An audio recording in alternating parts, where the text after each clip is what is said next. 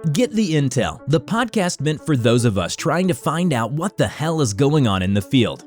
Here we discuss tools, techniques, and approaches that you can implement to streamline operations and let you focus on your craft.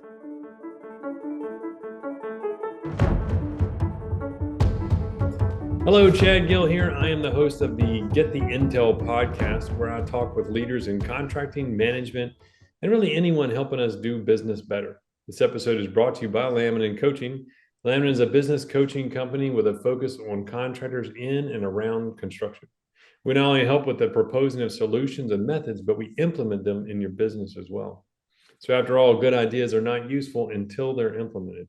So if you're ready to elevate your business, visit us at laminincoach.com to see our full range of services. So joining me today is Parker Perrien. He is the owner and CEO of Diamond Solutions since 2012. Parker boldly loves Jesus, and he looks for new ways to constantly make it an everyday rhythm to share him with those around him. He has strong beliefs and priorities, and currently that involves him being all in on taking care of his wife, who has suffered from chronic illness, and his one-year-old daughter, who has Trisomy 18. Equipping leaders to lead has been a necessary byproduct of the blessed life God has asked him to lead, and he absolutely loves it. So Parker, thank you for being on. I appreciate you coming and talking to us. I guess, I ask you a little bit about kind of how you got into Diamond Solutions and kind of what that path was. Yeah. When I was 18, my dad, I grew up in a family where my dad he was an entrepreneur, and he always had a company. So from the age of 5, I believe I would go down, in the basement, and I would fold newspapers for shipping. So that was kind of my life growing up, was always, hey Dad, what can I do to, make some money? And so when I was 18, he had sold one business and then had started this asphalt, kind of the genesis of it was a patching company. And so that was kind of my summers was working with him and got my workout in, right? And, doing that manual labor. And I loved it. It was good pay. It was fun. It had a lot of technical challenges to it. So when we first started, it was just patching potholes, and then that's the beginning. And that kind of is the beginning of a long story. So I'll pause and So what is the main functions of the company now? What do you guys do mostly? Yeah. So in 2000, we added, as we went along, we ended up going from patching, we added in striping and seal coating. And then I think in 2016, 17, somewhere in there, I believe, is when I went and worked for the paving company for a couple of days and got enough of an idea of how to make this machine work that I thought, oh, that looks easy. I found out later it's not as easy as it looked that day, but it gave me enough courage to go buy a machine. And so we started paving. So as far as services go, we pour concrete, flat work, curbing, anything in a parking lot's us, right? Okay. So that's what the services that we do. And then about 3 years ago, we moved to Charlotte, North Carolina from Michigan. And that was when we ended up kind of introducing a hybrid model where we started working with subcontractors to accomplish work. And I'll pause there. There's a whole other, that opens up a whole door of, at this point we don't self-perform anything. So you're purely subcontracted work. You're like kind of the hub. So you do a lot of marketing and lead management and those kind of things. Is that kind of the main function of what you do on the inside and then management of the jobs? Yeah. Our niche is providing simple, clear, and fast parking lot solutions to parking lot, property managers, right? Specifically, we focus on people that are at a distance. So we like working with people that have multiple properties and need that really, really good, clear communication. And what we found is that some of the best pavers and concrete guys are owners, right? That are out there on the job, making sure it gets done right. But they struggle to answer the phone, understandably so. They're doing the hard work. And so, obviously us supporting that with really quick and clear communication has been just kind of open the floodgates. Yeah. How do you manage these jobs at such a distance and manage your subcontractors? Yeah, that's a great question. So when we kind of came onto this model, it was a God story. It was one of those, we ended up moving the shops. We had a shop in Midland, Michigan, Greenville, Michigan, and then in Greenville, South Carolina. And we had a consultant come in, and he was like, Is "You that guys an are fine." accident where you're like, Greenville, yeah, we'll buy it. Wait, South Carolina. Well, I technically was Piedmont, South Carolina, so I guess I generalized. But I went to college in Greenville, so I had some connections down there. And so when we started up in Piedmont, technically, it just worked because I knew people, and that was an easy place to start with, Sure. making connections.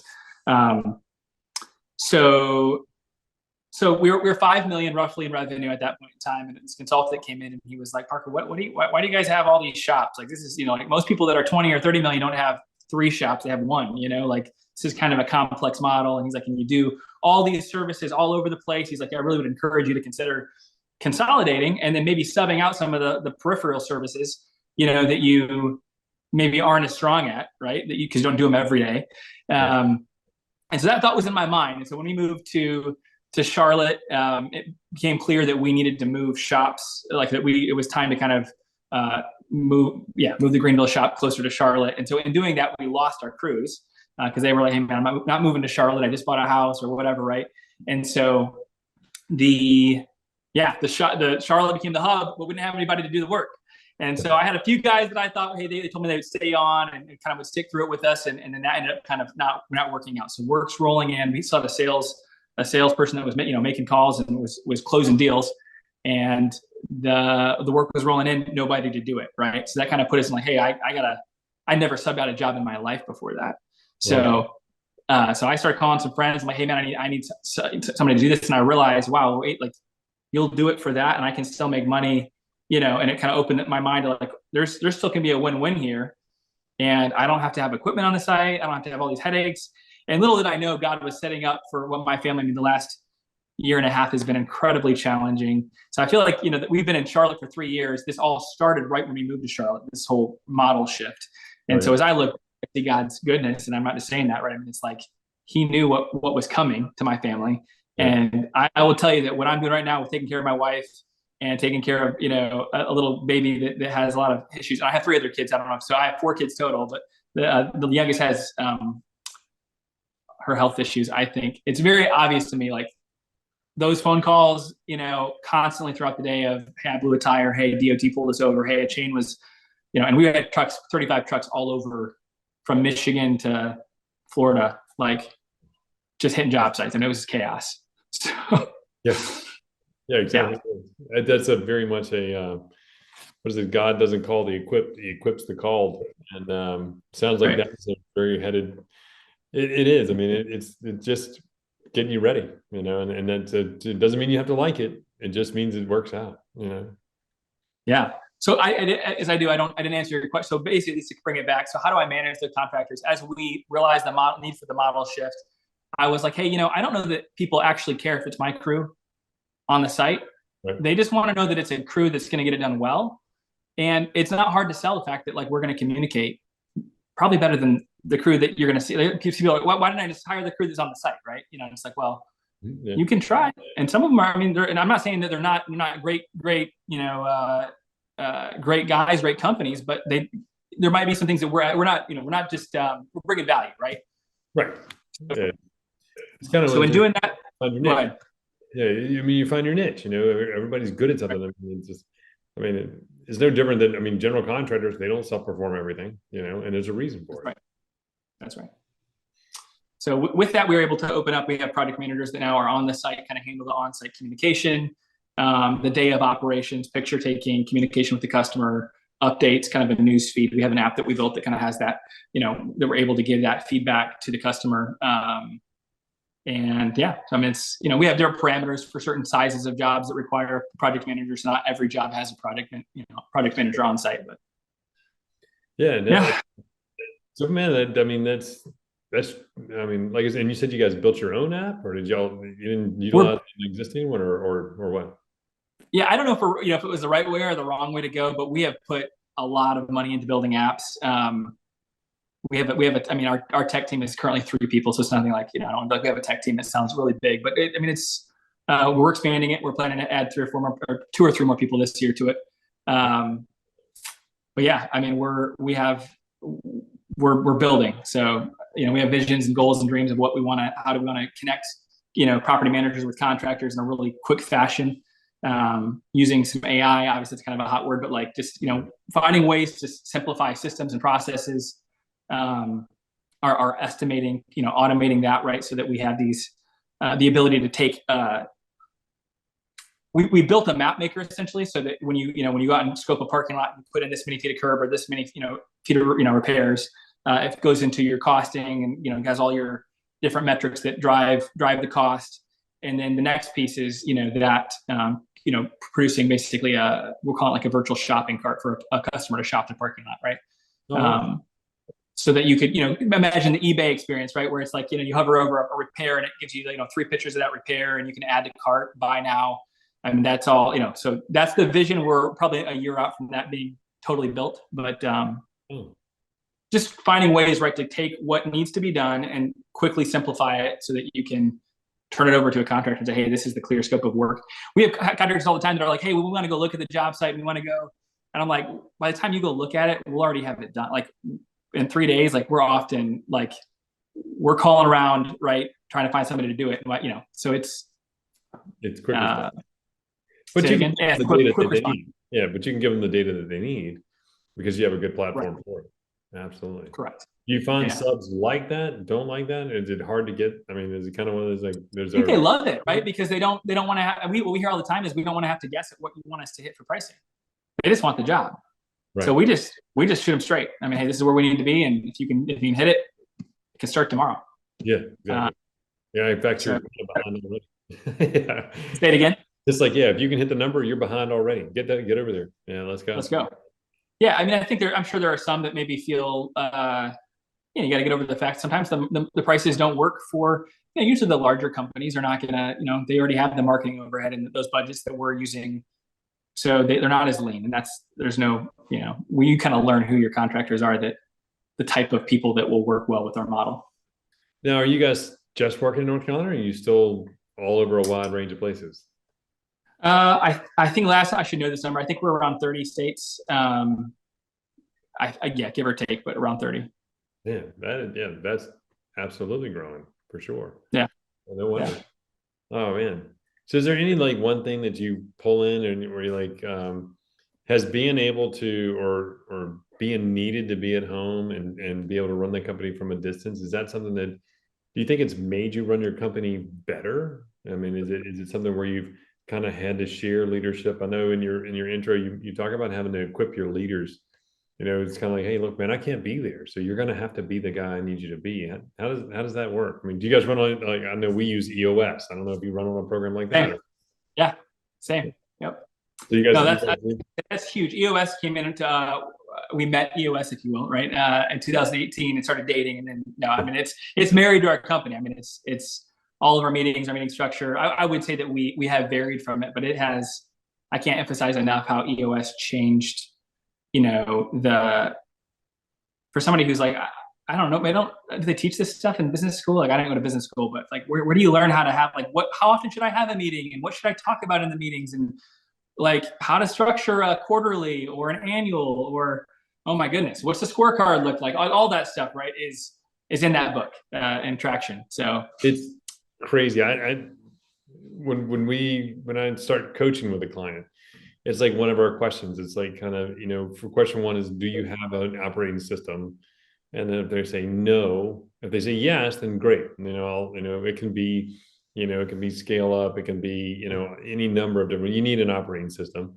And then but if it's no, then you say, okay, well, if we get into this, we're going to need to put one in place. And so we actually have an implementer on our team that will implement EOS for the client, which, because honestly, as a coach, if you have an implementer, my job as a coach is way easier. I don't have to figure out what you want. I'm kind of like that sub. Hey, look, man, I don't need to figure out what you want done. You just very clearly as a team outline it. Now all I got to do is equip you to get it done and hold you accountable. Somebody to kind of drive, my only focus is all of your EOS rocks, and so it's that's right. It's super, it's like very, very clear. And so it's been a great asset to the coaching business.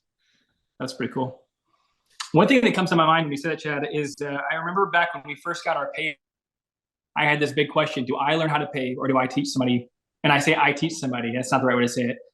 do I bring other people in or hire people that know how but stay out of that, right? And as an owner, that's tough because in the early days, I'll never. I had my CDL Class A with air brakes, right? Yeah. I lived an hour and a half from my shop, so our Midland, Michigan was kind of where our office was and is now. In Greenville, Michigan was where all of our crew guys were.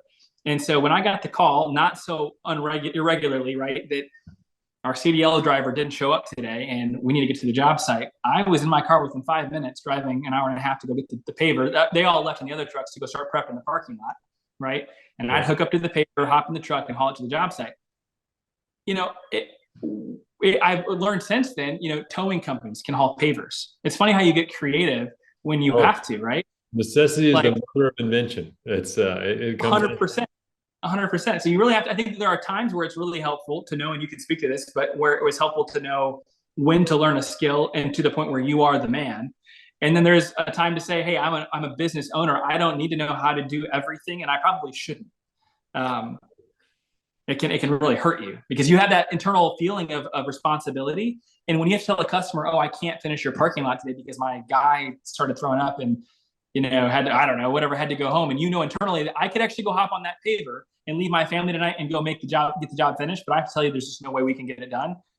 For me, that always was just like, but I could, but then it's like Pandora's box though. Once you open it, it's hard to put it back in there. And I had a business coach along the way, and at one point in time, he said, Chad, you would do better running a chiropractic facility. And I was like, why in the world? I was like, man, I was kind of offended. I kind of felt like I knew what I was doing with concrete grinding and polishing. Yeah. He goes, you do, you know a tremendous amount about it. He says, but it'd be awfully unlikely that you would go in there where one of your doctors was, adjusting people, and that you would just be like, okay, move over, man. Let me do this. Let me do it. Let me crack his neck. And that's what you're doing to every one of your employees, because it's like, hey man, I'm really good at this. I want to show you how good I am. So you're working for a guy who's willing to do this. And what they really want to do is just work for a guy that makes sure they've got work to do tomorrow and the next day and can reach their dreams and goals. And that's what they want, and that's what everybody wants. Everybody wants a leader to follow that knows where the hell they're going. And so it was, I always remember him telling me that. And I think it probably took me 5 years to actually listen to him. But like you, for me, I guess I only learned through pain avoidance. So I had to get to a point where I was just overwhelmed. There was just too much to do. And then I was forced to change. I think smarter people can recognize it faster, and hopefully you did. I don't know, man. I feel like I'm sure you changed because it was the right thing to do. You didn't wait like I did. No way. Well, I mean, talk is cheap. I think that's an example of. I mean, I don't know, man. I'm convinced at this point that real change happens in our deepest pain, and that is like I see that in my life. Like just, so it's like, man, when are you going to get stuff? When are you going to stop making excuses? When are you going to start figuring out these things that you say? Well, I'm not an organized person, or I'm not I don't have the discipline, or what, like we all have these narratives in our life, right? Of stories that we tell ourselves, of things we're not good at, or things that we struggle with, and that we kind of just believe I'll always struggle with this. And I've had to learn how to GC like 8 doctors for my wife. I've had to learn how to organize. I still struggle, to be honest with you, but I mean, I am way more organized than day one, where it's like, normally I had people doing this. And it's kind of hard when it's your wife. Like when I'm filling out questionnaires for her, or a medical intake form, right? All these different symptoms or all these different whatever. I'm not going to, you help me out if I could delegate that to the Philippines. But as far as I'm concerned, it's like, that's pretty personal stuff. Like I probably need to know my wife, and like, she can't talk right now. So that adds another layer of like, she can't fill this stuff out. So I have to, you know what I mean? I don't get to delegate this to my assistant. Like this is Parker has to step up and do the thing. And again, I'm with what I know right now. That's where I'm at with. And some of that's just, I think I've grown through that, right? Not trying to push it off or delegate it. It's like, you know what? I don't know. I'm curious. I'd actually be curious to hear what you think about, like, how do you choose when to delegate or when not to delegate? So I will tell you that my oldest son has an array of disabilities, and it's been a part of our life. It'll be a part of our life. It'll be part of his life forever. And there's things that you learn that you pick up through that.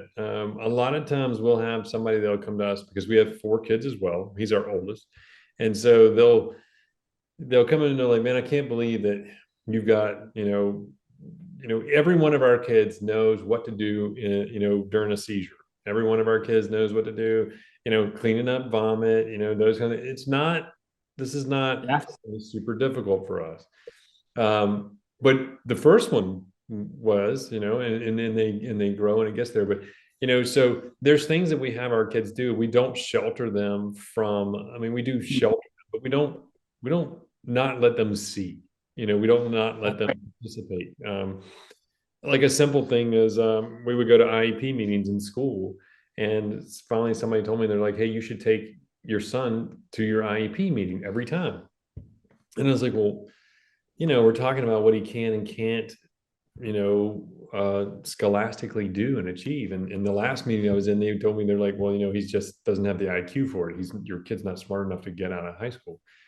And I was really offended and I was mad. So I took my son to the next IEP meeting. And what I found out was they wouldn't say it to the kid that was sitting there.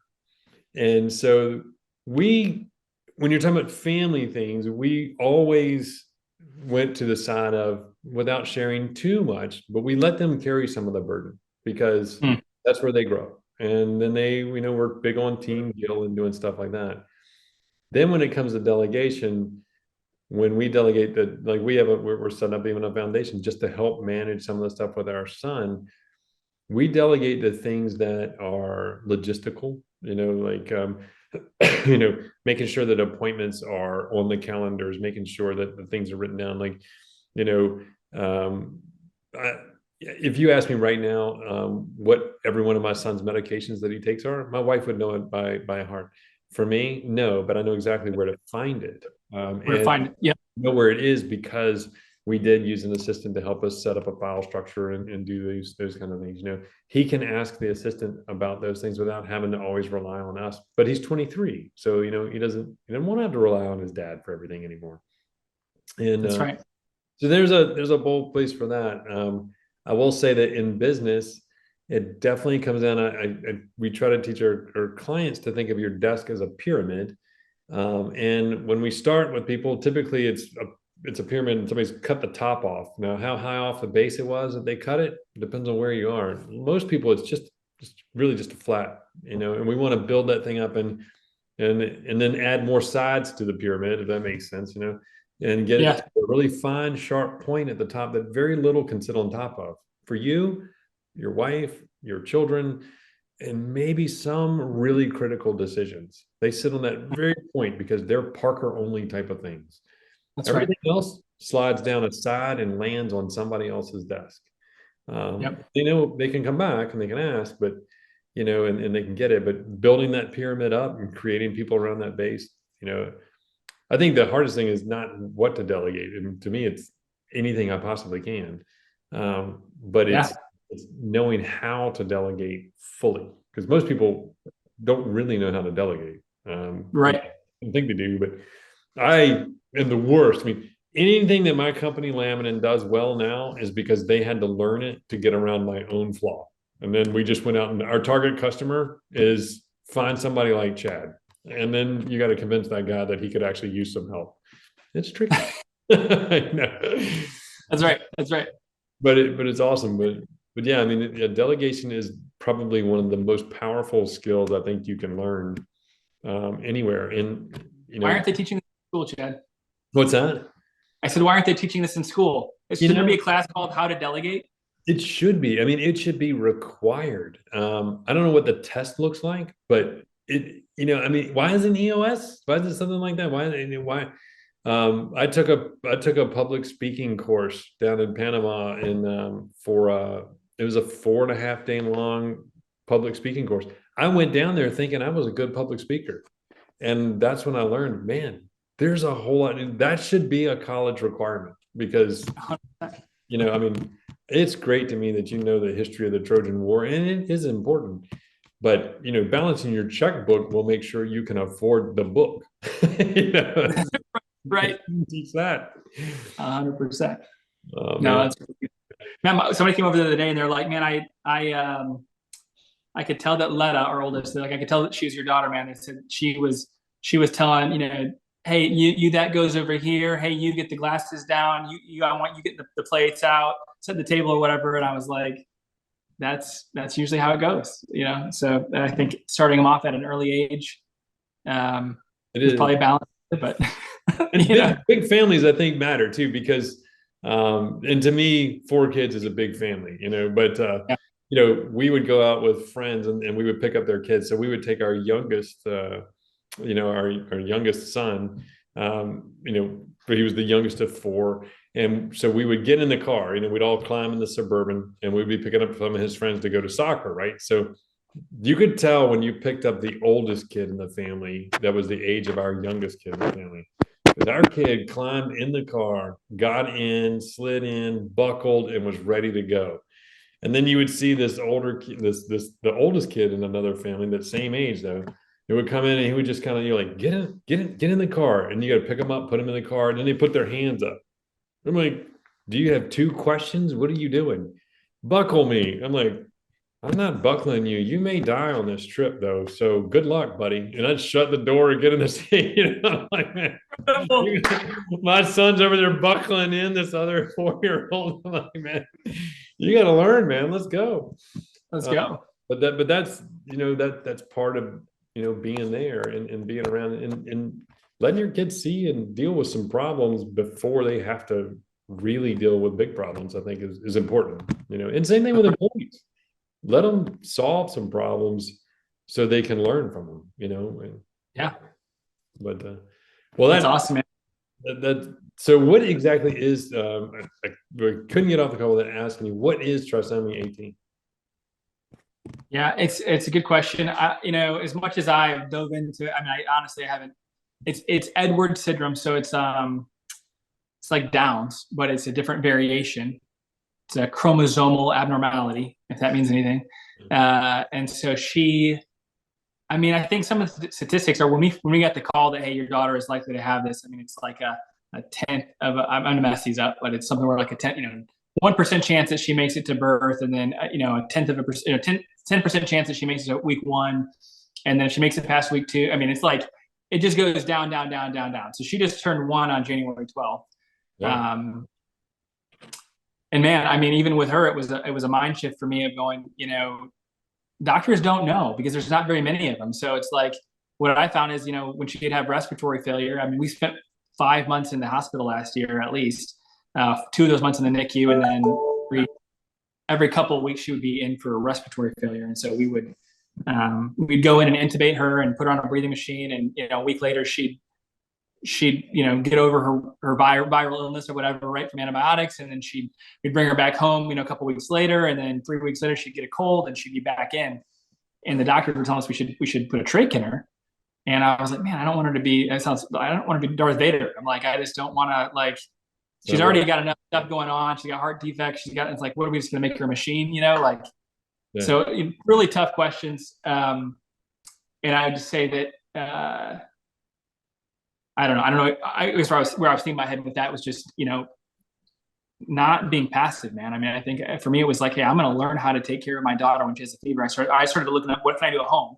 The doctors told me there was nothing you could do. You got to wait until she can't breathe and then bring her in and we'll take care of her. I'm like, there's got to be something I can do for her. And she's got all these cords, all this stuff, going on. And so you kind of feel a little bit like, can I give her, this, or can I give her that? And so she hasn't been in the hospital since that mind shift happened. I'm not, praise God, like, for giving me the right people, the right articles to read and whatnot. But I mean, it's hard on a family being away from, because we were away from our kids, when we're at the hospital, they're at home going to school, and, 3 kids at home, my parents flying down to help out, my wife's sick, our daughter's, it's just like, it was crazy. So being able to take care of her from home, and having strategies that way, but that didn't come until, I owned up and I said, hey, I'm going to figure out how to learn this new skill.